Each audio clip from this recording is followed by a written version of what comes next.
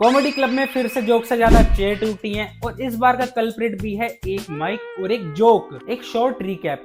कुणाल कामरा ने जोक मारा और कुणाल कामरा बीइंग कुणाल कामरा, उसने जोक मारा पॉलिटिकल या फिर पॉलिटिकल ट्रोलिंग कहूं, बात तो देखो एक ही बराबर है। और उसने कुछ गाना वाना गाते हुए भाई एक लीडर वैसे गद्दार वद्दार बोल दिया उसमें, तो भाई पार्टी वाले बंदे भड़क गए ये ऐसे कैसे बोल सकता है। और बेचारे हम्बल गाय के हैबिटेट पे जाकर तोड़फोड़ मचा दी। फिर बस वही तोड़फोड़, FIR मारो या भागो वाली सिचुएशन। कभी कभी तो कुणाल कामरा का स्टैंड अप देख के लगता है कि स्टैंड अप कॉमेडी कम प्रेस रिलीज ज्यादा है। फ्रीडम ऑफ स्पीच तो अपनी जगह पे ठीक है, लेकिन इसका सेट देख के सच्ची में कभी कभी महसूस होता है कि फ्रीडम फ्रॉम बोर्डम नाम का भी एक कानून आ जाना चाहिए। ऐसा नहीं है जोक बिल्कुल ही भाई फनी नहीं होते, कुछ जोक हैं फनी, लेकिन हर टाइम पॉलिटिक्स यार, इतनी पॉलिटिक्स तो हमारे बाप लोग भी डिस्कस नहीं कर रहे हैं। मरना है क्या बॉस? खैर कुणाल कामरा को भाई क्या ही बोल सकते हैं। देखो भाई ये भी ना कॉमेडियन है और इसके भी सर पे बाल नहीं है, लेकिन इन दोनों में फर्क पता है क्या है? इसके बाल उड़े फनी फनी जोक्स और सेट लिखते हुए, और कुणाल कामरा के उड़े सिस्टम में सर टकरा टकरा के। भाई लेकिन सही बताऊं, कभी कभी मेरे को ऐसा लगता है कुणाल कामरा और सिस्टम का ना एक व्हाट्सएप ग्रुप बना हुआ है, उसमें रोज ऐसे डिस्कस कर रहे हैं कि भाई आज क्या कंट्रोवर्सी करनी है ये बताओ। लेकिन क्या ये सिर्फ एक मजाक था या एक सोची समझी चाल? आज की वीडियो में हम इस कंट्रोवर्सी को हर POV से देखेंगे। मतलब आज की वीडियो में no opinion, only watching from all POV, क्योंकि जब हर एंगल से हम इस कंट्रोवर्सी को देखेंगे तभी एक निष्कर्ष पे पहुंच पाएंगे। सबसे पहला POV कुणाल कामरा का। अब कुणाल कामरा के लिए ये कॉमेडी सेट था, 2-4 जोक्स मार दिए लीडर पे, किसी को गद्दार वद्दार बोल दिया। हाँ ये सब कुणाल कामरा के लिए नॉर्मल है, वो जाके देखना। भाई हम डिटेल में नहीं जाएंगे क्योंकि इस चैनल पे हम पॉलिटिक्स के बारे में कुछ बात नहीं करते भाई, अपने को बिल्कुल सेफ खेलने का है। तो ये उसका सेट था, काफी रिस्की सेट था पर उसके लिए नॉर्मल। कामरा खुद जानता है कि वो कॉमेडी के नाम पर अक्सर कोर्ट रूम में ही घुस जाता है। मतलब एंट्री होती है कॉमेडी क्लब में और एग्जिट होता है कोर्ट रूम से। उसकी कॉमेडी एक चाबी है जो कि FIR का ताला खोलती है। और कुणाल भी जानता है जिस प्लेग्राउंड में वो खेल रहा है वहां पे रूल सिर्फ कागजों पे होते हैं, but still her bar politics पे जोक मार के वो अपने लिए मुश्किलें बढ़ा लेता है, या फिर ये कहूँ कि अपनी टिकट की सेल बढ़ा लेता है। अरे होटल को जाके देख ले, हम लोग ने क्या हाल किया। अभी तू जिधर मिलेगा ना तेरा भी वही हाल होगा, समझा क्या? किधर रहता है तू? तमिलनाडु। तमिलनाडु? तेरी तमिलनाडु में आके मारेगा देखो, वही है कुणाल कामरा। हेलो आजा आजा तमिलनाडु आजा। किधर आने का? तमिलनाडु। तमिलनाडु में कैसा पूछेगा भाई? इतना चिलो के तो मैं इंश्योरेंस वालों से भी बात नहीं करता। अब देखते हैं उनका POV जिन्होंने ये सारी कार्रवाई करी है। देखो जो पावर में हो ना उससे मजाक नहीं करा जाता, उससे प्रार्थना करी जाती है। तुम पे कोई जोक मारेगा, नॉट अलाउड। अब जैसे ही कामरा ने अपना ये सेट यूट्यूब पे रिलीज करा तो भाई एज ए रिएक्शन पावर दिखाने के लिए हैबिटेट को तोड़ दिया। लेकिन इसमें हैबिटेट की क्या गलती थी? तोड़ना था तो कामरा को तोड़ते।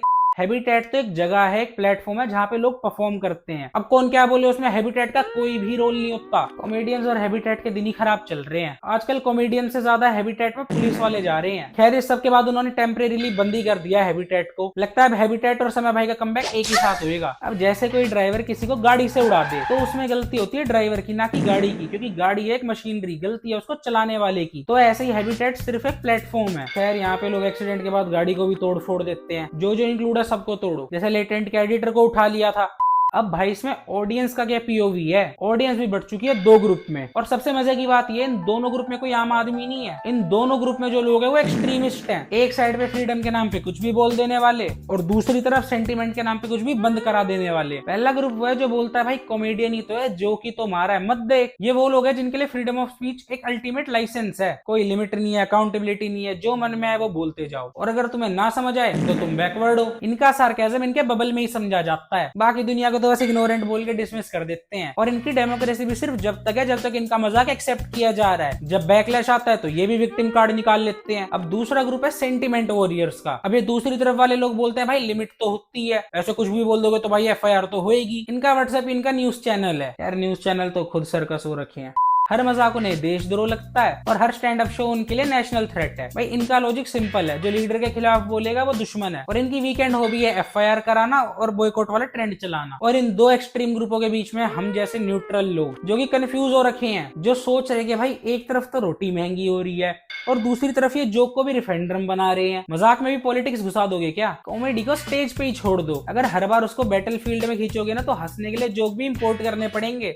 अब इसमें एक POV है पॉलिटिकल कॉन्स्पिरेसी वाला भी, जहाँ पे सबको लग रहा है कि कंट्रोवर्सी भी स्क्रिप्ट का हिस्सा है। एक जोक पे आउटरेज, आउटरेज पे FIR, FIR पे मीडिया सर्कस, और नीचे से चुपचाप एकदम कोई सीरियस मुद्दा सरका देंगे। मतलब समझो, एक तरफ हो रहा होता है कॉमेडियन ट्रेंडिंग में और दूसरी तरफ कोई रियल इशू को चुपचाप स्लाइड करा दिया जाता है। और सिस्टम को भी पता है एक जोक को ना नेशनल इशू बना दो, लोग फिर उसी में बिजी रहेंगे भाई, अपने ओपिनियन पास करते रहेंगे। एंड में ना वो कॉमेडियन बचता है ना वो इशू बचता है, बचती है तो सिर्फ टीआरपी और डिस्ट्रैक्शन। अब हम इसमें देखेंगे मीडिया का पीओवी। और मीडिया भाई, मीडिया के लिए तो सब कुछ टीआरपी है। जब तक कुणाल कामरा से मिल रही है उसको घसीटेंगे, प्राइम टाइम में उसके मुद्दे डिस्कस करे जाएंगे, उसके पुराने जोक ट्वीट सबको घसीटा जाएगा, खोला जाएगा, कुरेदा जाएगा। और जैसे कोई नया मसाला आएगा, कुणाल कामरा को ऐसे लात पड़ेगी जैसे चाय में से मक्खी को फेंकते हैं। कोई सिंपैथी नहीं, कोई लॉजिक नहीं, बस टीआरपी के नाम पे कुछ भी सर्कस चला रखा है। और मजाक की बात पता है क्या है? ये सर्कस कॉमेडियन नहीं चला रहे, मीडिया वाले ही चला रहे हैं। मीडिया वालों के लिए हर कंट्रोवर्सी एक बूफे की तरह है, जब तक गर्म है प्लेट भरो और जैसे ही ठंडा हो जाए डस्टबिन में डाल दो। और जब से असली न्यूज लोग इंस्टाग्राम के मीम पेजेस से लेने लगे हैं ना, तब से न्यूज वालों की क्रेडिबिलिटी वैसे ही खत्म हो चुकी है जैसे।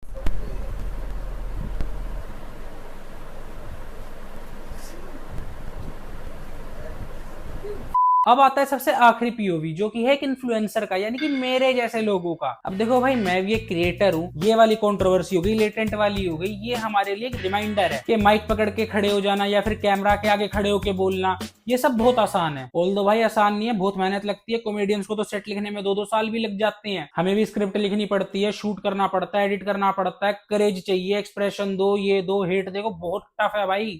हाँ तो मतलब माइक पकड़ के जोक मारना, कैमरा के आगे वीडियो बनाना काफी इजी है, लेकिन इंटरनेट पे जो आप बोलते हो ना, उसके एक एक वर्ड की ईएमआई भरनी पड़ जाती है। और कभी कभी तो रिकवरी एजेंट आके सुताई भी कर देते हैं। अब आज जैसे मैं कोई बात कहूँ कि मान लो फॉर एग्जांपल मैं कहता हूँ कि भाई लेटेंट बहुत बढ़िया, उसके साथ जो हुआ गलत हुआ। अब 2 साल बाद मेरी सोच बदलेगी, मेरी नॉलेज बदलेगी, तो जो मेरे ओपिनियन है वो भी बदल जाएंगे। और उस टाइम पे मैंने जो पहले बात कही थी उससे कुछ अलग कह दिया अगर, तो मेरी पुरानी क्लिप को पकड़ के आउट ऑफ कॉन्टेक्स्ट काट के उसके ऊपर नेगेटिव पीआर कराई जाएगी और इंटरनेट पे प्रूव करा जाएगा कि मैं कितना बड़ा हिपोक्रेट हूं। और ये सब तो फिर भी लीस्ट है और बेस्ट है, क्योंकि फेमस पर्सनैलिटीज से लोग जरा जरा सी बात पे ऑफेंड होके एफआईआर से लेके पुतले तक फूंक देते हैं। मतलब भैया, करियर बनाना है तो मजाक भी देख के करना पड़ता है, वरना जोक वायरल हो रहा होता है इंस्टाग्राम के एक्सप्लोर पेज पे और बंदा सड़ रहा होता है जेल में। तो भाई कुणाल कामरा विलन है, हीरो है, या फिर एक कॉमेडियन जो कि ज्यादा सच बोल गया, ये लोग तुम डिसाइड करो। मैं कोई ओपिनियन पास नहीं करने वाला, मैंने बस अलग अलग पीओवी डिस्कस करे हैं, क्योंकि हमारे देश में फ्रीडम ऑफ स्पीच तो है, लेकिन फ्रीडम फ्रॉम कॉन्सिक्वेंसेज नहीं है। फ्रीडम ऑफ स्पीच सिर्फ जब तक है जब तक तुम नॉर्मल या जनरल चीजों के ऊपर मजाक कर रहे हो। जैसे ही तुम पावर, पॉलिटिक्स, रिलीजन इन्हें टच करोगे ना भाई, लोग या तो तुम्हें हीरो बना देंगे या तुम्हें मारेंगे। अब क्या तुम्हें लगता है जो हुआ सही हुआ गलत हुआ, ये ओपिनियन तुम कमेंट में पास करो। आज हमारा मुंह बंद है, हम ओपिनियन नहीं देने वाले। और भाई वीडियो कैसी लगी वो भी बताना, और जाते जाते लाइक शेयर कमेंट करके जाओ, क्योंकि ये चैनल की ऑक्सीजन है। अगर ये नहीं मिलेगी तो भाई दम घुटने लगता है चैनल का। और भाई वीडियो एंटरटेनमेंट पर्पस के लिए उसी हिसाब से बनाते हैं, उसी हिसाब से देखा करो। अपने ओपिनियन, गाली, प्यार, मोहब्बत सब इसी कमेंट सेक्शन तक सीमित रखना। और अगली वीडियो के लिए कोई बढ़िया बढ़िया टॉपिक बता जाना, मैं आउट ऑफ टॉपिक हो रहा हूँ।